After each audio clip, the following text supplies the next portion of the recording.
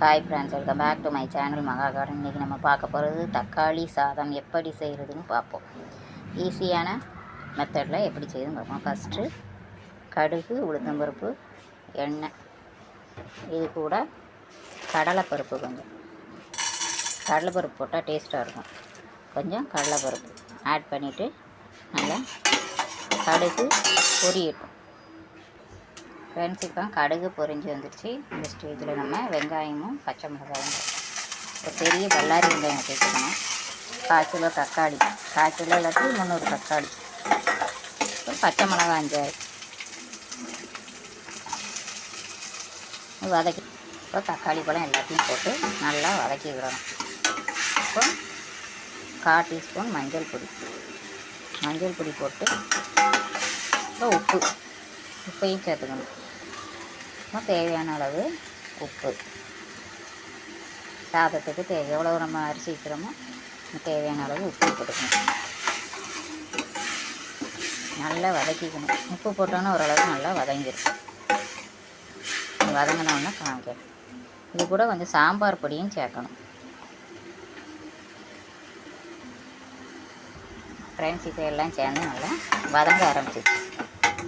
இந்த ஸ்டேஜில் நம்ம கொஞ்சம் சாம்பார் பொடி, சக்தி சாம்பார் பொடி கொஞ்சமாக போட்டுக்கலாம். ஒரு ஸ்பூன் போட்டுக்கலாம். ஏன்னா ஏற்கனவே மிளகா போட்டிருக்கோம்.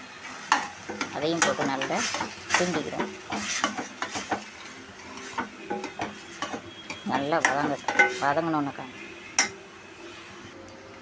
இப்போ இதோட நம்ம கொஞ்சம் கருவேப்பிலை சேர்த்துட்டு நல்லா வதக்கிக்கணும்.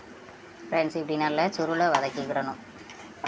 நல்லா தக்காளி எல்லாம் நல்லா வெந்து வரணும். இப்படி நல்லா சுருண்டு வரணும், ஒன்றோட ஒன்று ஒட்டி. இது வந்த பிறகு சாதத்தை எடுத்து இதில் போட்டு கிண்டி இறக்கணும். சாதத்தை எடுத்துகிட்டு காமிக்கிறோம். ஃப்ரெண்ட்ஸ், ஒயிட் ரைஸை போட்டு நல்லா கிண்டி எடுக்கணும். கிண்டவுன்னு காமிக்கிறேன். தக்காளி சாதம் ரெடி. சுவையான தக்காளி சாதம் ரெடி. இது ஈஸியாக ரெடி பண்ணிடலாம். 5 நிமிஷம்தான். தக்காளி, வெங்காயம், பச்சை மிளகாய் வெட்டி வச்சுட்டோம்னா தாளிசம் போட்டு கடைசியில் கொஞ்சம் சாம்பார் பொடி போட்டு மஞ்சள் பொடி உப்புலாம் போட்டு வதக்கி ஒயிட் ரைஸை போட்டு கிண்ட வேண்டியதான். ஓகே ஃப்ரெண்ட்ஸ், இந்த வீடியோ பிடிச்சிருந்தா லைக் பண்ணுங்கள், ஷேர் பண்ணுங்கள், கமெண்ட் பண்ணுங்கள். என்னோடய சேனலை மறக்காமல் சப்ஸ்கிரைப் பண்ணி பாருங்கள். இதுக்கு காம்பினேஷனாக தயிர் வெங்காயம் வச்சு சாப்பிட்லாம். Okay, thank you.